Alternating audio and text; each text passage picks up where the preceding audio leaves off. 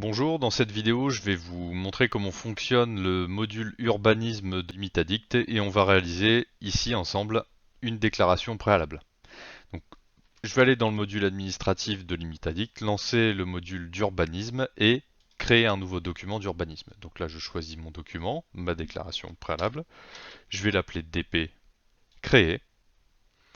À cette étape-là, je vais aller sélectionner les parcelles sur lesquelles je veux réaliser ma demande de DP, hein, donc liste des parcelles attachées au document. Donc je clique sur mon verre ici et je vais aller attacher cette parcelle-ci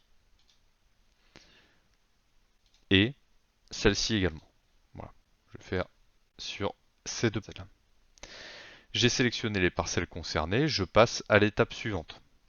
À l'étape suivante, là, les informations sont reprises depuis le DXF du cadastre et je vais pouvoir aller extraire mes propriétaires. Alors, comme vous l'avez vu, je dois faire une déclaration préalable, donc je suis dans une base qui est déjà créée, j'ai déjà des propriétaires et j'ai déjà créé mon plan DP10, mon plan coté dans les 3 dimensions. Donc, je vais aller reprendre mes propriétaires depuis ma base de données. Ensuite, je vais aller créer mes plans. Donc, liste des plans attachés au document. Je commence par mon plan de situation. Donc, je vais aller charger mon prototype qui s'appelle DP1. Donc, là, plan de situation, DP1, échelle 2500, etc. Donc, vous pouvez vous sauvegarder des prototypes avec tous ces champs-là qui seront sauvegardés dans votre prototype, hein. Donc là, c'est plan de situation DP1 au 2500, mon fond de plan, c'est mon IGN. J'ajoute un bloc de localisation à l'endroit où se trouvent mes parcelles. Je clique sur créer plan. Donc là, mon plan de situation est créé. Je peux aller remplir les champs de mes cartouches avec cette fonction qui est ici. Voilà, je vais sélectionner mon cartouche et remplir la seule information qui n'est pas présente dans la base de données qui est ici le nom de l'opérateur. Sinon tout le reste, vous voyez, tout est rempli, hein. J'ai également un raccourci vers la fonction qui s'appelle modifier, dessiner dans le plan. Voilà, dans laquelle je peux créer des zones plus texte, aller utiliser mon menu de construction, modifier des éléments que j'aurais tracés dans mon plan. On va l'utiliser quand on fait notre deuxième plan, notre plan parcellaire. Donc, retour au menu précédent, j'ai fait mon plan de situation. Je vais rajouter un plan, donc je clique sur le plus vert et je vais créer un nouveau plan. Cette fois-ci, je vais charger mon prototype qui s'appelle DP9, donc mon plan sommaire, DP9, échelle 500. Voilà, mon fond de plan, ce sera mon cadastre. Je colorise l'emprise ou pas, là je vais décocher parce que je vais aller reprendre le contour de ma division. Donc je ne vais pas coloriser l'emprise de mes parcelles. Créer le plan. Voilà, mon plan est créé. Alors à l'échelle 500, ça fait peut-être un peu grand. Je vais passer ça à l'échelle 250. Aller ajuster mon plan, déplacer mon plan pour que mes parcelles soient plus en position centrale par rapport à mon plan. Et ensuite, je vais utiliser la fonction qui s'appelle modifier, dessiner dans le plan. À cette étape-ci, je vais aller créer ici une zone avec texte, directement une zone avec un texte attaché. Le texte, je vais utiliser hop, l'eau à détacher.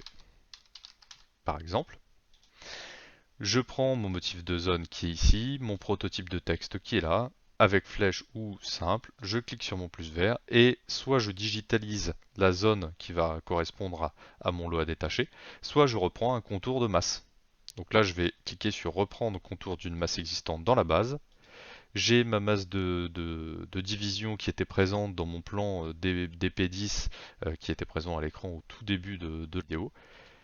Et donc, voilà, j'ai mon texte lot à détacher qui va se mettre, hein. Voilà, je vais pouvoir le placer, pourquoi pas, à l'extérieur ici, le mettre avec une flèche. Je change la position de ma flèche hein, si jamais j'en ai envie. Et donc, j'ai matérialisé mon lot à détacher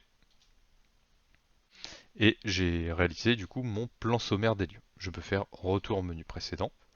J'ai mon plan de situation, mon plan sommaire des lieux. Maintenant, il va me falloir mon plan DP10. Ce plan DP10, c'est le plan coté dans les 3 dimensions que j'ai déjà fait dans ma base de données. Donc, je vais cliquer sur le plus vert et cette fois-ci, je vais simplement attacher un plan existant dans la base, mon plan DP10 que j'attache comme un document annexe de cette demande d'urbanisme. Je passe ensuite à l'étape suivante, remplir formulaire SERFA. Ici, principe qui va être assez courant dans les prochaines étapes, je peux aller avec cette petite icône remplir des informations qui vont être reprises depuis la base de données ou importées depuis le SPDC. Et ici, je peux sauvegarder ou charger des prototypes. Par exemple, si vous remplissez la personne morale, que c'est toujours la même personne morale que vous utilisez, vous pouvez charger un prototype ici. Voilà, par exemple. À l'étape suivante, je vais reprendre l'adresse ici de mon déclarant. Voilà. Je vais pouvoir rentrer une adresse mail. Hein, voilà, je peux aller utiliser un prototype, hein, par exemple ici. De la même manière, à remplir si vous souhaitez que les courriers de l'administration soient adressés à une autre personne. Donc là, je peux utiliser un système de prototype également.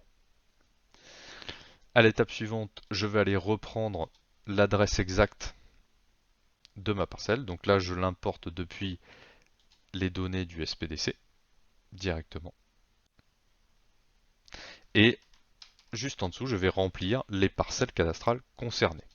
À cette étape-ci, je peux choisir soit d'afficher dans la première ligne la superficie de la première parcelle ou la totalité des superficies de l'ensemble des parcelles.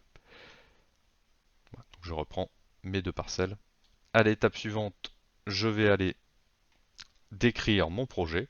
Le terrain, êtes-vous titulaire d'un certificat d'urbanisme pour ce terrain, oui ou non? Si oui, à quelle date a-t-il été délivré, etc. Le projet, voilà, division en vue de construire, pourquoi pas.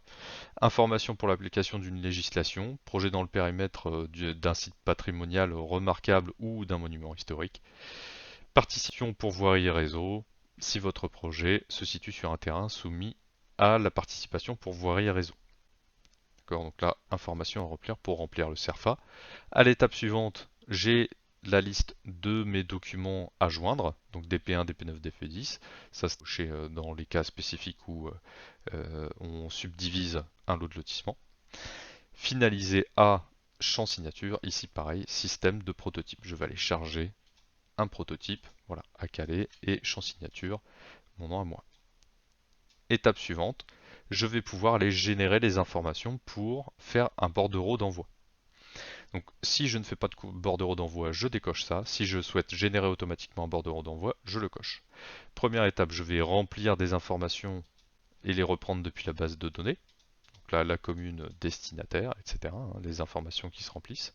Et ensuite, je peux utiliser un prototype que je vais charger, qui va reprendre la commune dans laquelle a été dressé ce courrier et ensuite le corps de votre courrier, de votre bordereau d'envoi. Mon prototype de bordereau d'envoi, le nombre d'exemplaires de chaque document, et ensuite j'exporte.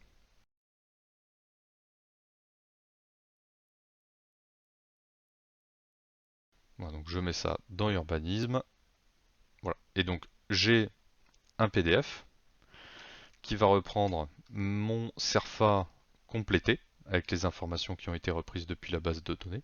Donc là, tout ça est rempli selon les informations que j'ai données dans mon interface étape par étape de l'Imitadict. Voilà, mes parcelles, les documents joints, la notice et ensuite plan de situation.